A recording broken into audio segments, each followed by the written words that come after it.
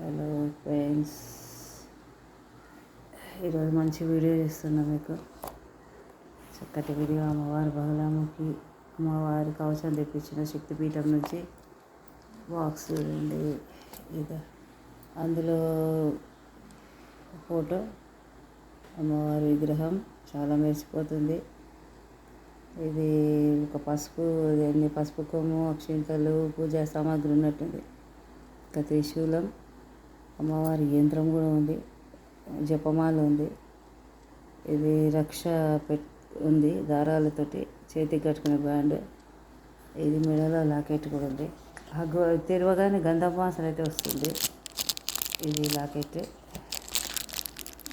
ఇది చాలా బాగుంది, గంధం వాసన అయితే వస్తుంది. నాకు అంత బాగా అనిపిస్తుంది. అసలు మంగళవారం వచ్చింది, ఏదైనా విజయం అనిపిస్తుంది.